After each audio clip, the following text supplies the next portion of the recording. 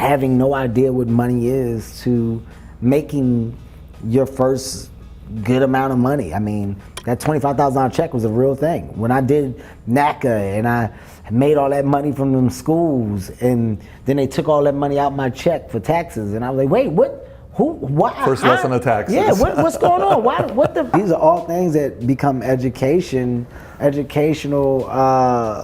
hardcore moments that you have to deal with at the time. But when I got my first deal was $225,000, and that was from ABC. ABC gave me $225,000. It was a holding deal. That's money. That's I'm rich. Yeah.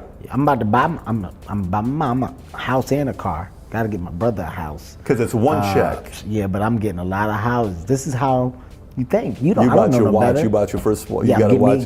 Gotta get me a watch. Brought a bunch of throwback jerseys. Need those. Gotta get me some throwback hats to match the jerseys. Hey man, yeah, you know I got a business manager now. He running that. Hey, real quick, shift this money so I can use this. Kevin, you don't have any money. Excuse me? What do you mean? I got money. I just had $225. Kevin, well, we never paid taxes on the money, so now you're actually in the hole because you ran through the money. You gave out so much. Well, then why didn't they take it out the check? They used to. Well, you're incorporated. Well, you didn't explain to me what that meant. Well, Kevin, we assumed that you understood what that was when we did it. So what you saying? Well, you owe $125,000, huh?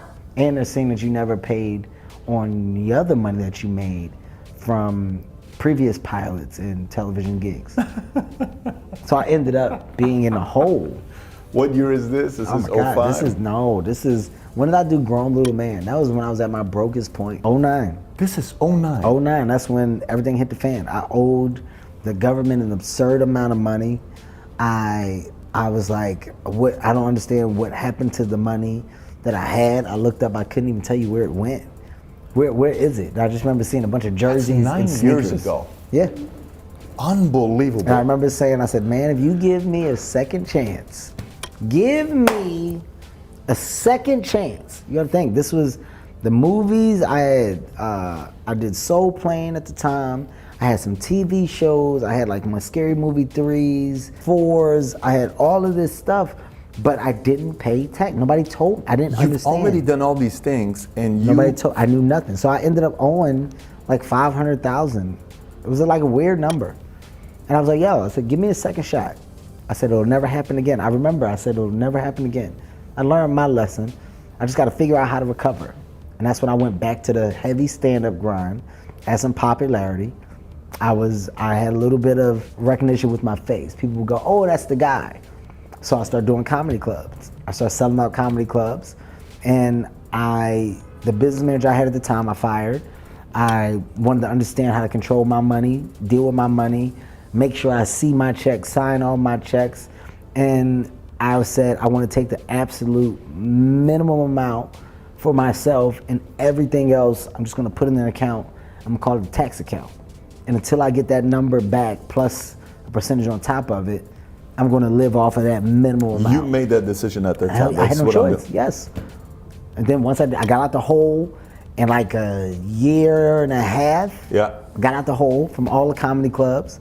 And then I said, I'm going to have to pay off the $500,000. Yeah, because I was doing comedy clubs. So I was making 15 grand, 8 grand, 10 grand, 9 grand. I was doing well. You got to make $1 million clubs to pay $500,000 because it's, everything is. The next year, I dedicated the same thing so I could get out that hole even more. Yep. So I paid that back, and then the following year, I did the same thing so I could be double out the hole. So I'm in a hole, 500, but you really do need $1 million. Yes. You need that. Yeah. But because the government, it was so long, I was able to get a little bit of a break in the amount of money I owed.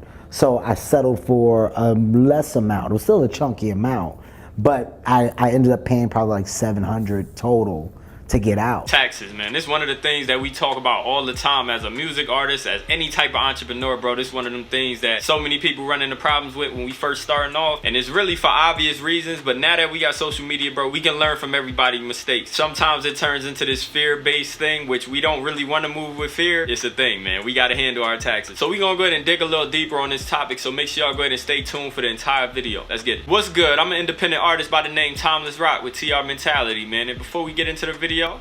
Make sure y'all own your own shit. And in this clip, we got Kevin Hart explaining how he owed $500,000 in taxes. Now, like I said, taxes is one of them things that, man, as entrepreneurs, when we gotta pay, because it doesn't automatically come out of our paycheck, so we really gotta be conscious about what we spending and how we keeping our tax money aside so we can go ahead and pay those taxes whenever we gotta pay them, whether it's quarterly, whatever it is. We gotta make sure that money is there, because when you making millions of dollars, those taxes ain't just a couple $100s or a couple $1,000s. We talking hundreds of thousands of dollars, especially depending on where you living at. Like California, they probably got some of the highest state taxes, and obviously on the federal level, the higher amount of money you making, the higher percentage they take, and that's something that we all know. I think it's up to about 39% when it comes to federal taxes, so you can really see how that number can start to build up. If you make $1 million, just the federal taxes is going to take about $390,000, and then you got a couple more brackets that you got to worry about, like state, Medicare, all these types of things. And like I said, we never want to move from a place of fear. We really want to just move freely and enjoy our process. Why do we become entrepreneurs? We want to go ahead and have that freedom. We want to obviously make more money and control that money. Taxes is just one of those things that come with the game, but the only way to not be as fearful of that whole subject is by educating ourselves on taxes and how much taxes we gonna have to pay as we continue to make more money. Now obviously I'm not a tax professional or anything like that, so this obviously isn't any advice when it comes to taxes, but y'all know I'm gonna always give insight for y'all entrepreneurs and music artists out there that want to learn the game and want to know more about taxes, money, period, and just learning from the experiences of other people as I'm learning as well. Now y'all heard Kevin Hart talk about the fact that he had to work his ass off to go ahead and make that money back so he can pay the taxes off. And the tough part about that, and the reason why we never want to go ahead and get in the hole in the first place, is that yeah, you making all that money so that you can go ahead and pay those back taxes off, but guess what? That new money that's coming in is getting taxed as well. So not only are you making that money so you can go ahead and pay those back taxes off, you also got to be conscious of the fact that you're gonna have to pay the taxes on these new checks that's coming in. And I think that's where it really get tricky. Now y'all seen Kevin Hart talk about the fact that he think he probably spent about $700,000 to get out of that hole. So the $500,000 plus an extra $200,000 that he was taxed on probably that new money that he had coming in. So this is exactly why I say, man, we gotta learn from people who done it before us and just learn from their experiences and how we can go ahead and make sure we avoid those same mistakes. Now like I always say, and it's something that we all know, man, one of the best teachers is experience, but some of these experiences we want to avoid. We want to have positive experience. We don't want to go ahead and get in these holes where we damn near risking our freedom with the IRS and all that shit. We got to avoid that at all costs. Now one of the trickiest things when it comes to paying taxes, now obviously for most of us, we come from where we work in regular 9-to-5s where the taxes are already taken out of our check. If we didn't file as exempt and they did go ahead and take those taxes out each time we got paid, we get a refund at the end of the year. So when you hop into this entrepreneur space, it's a completely opposite thing. And this is why we have to be conscious every time we get paid to go ahead and separate a certain percentage to go ahead and pay for our taxes. Now obviously, like I said, you gotta talk to a tax professional so that you can figure out what number that will be for you. But when you making a whole lot of money as an entrepreneur doing what you love, I often say how this money feels like play money in a sense. Like you think, oh, the money coming in, and it just feels like I could just go ahead and spend it, I could do this, I can do that, and it's always going to continue to come in because I'm always going to show up. I love doing what I do. But that ain't the case, man, and this is just another example of that. We also had Steve Harvey talk about this as well, where he owed a lot of money to the IRS, and I'm gonna go ahead and keep covering these topics because this is something we all need to learn from and we all need to avoid as we continue to make more and more money in our careers. But hey man, I'm gonna leave y'all on that note. Make sure y'all go ahead and drop a comment down below, let me know your thoughts on the video, and go ahead and add to the topic. And if you rock with the video and you agree with what I'm talking about, make sure you go ahead and drop a like,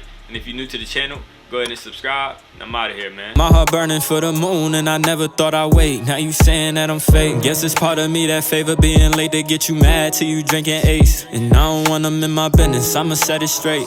I don't feel a need to demonstrate with lovers like I got it going hella right. And if they ask you how I feel, smile and tell them that you know the deal. We gon' ride into the wheels.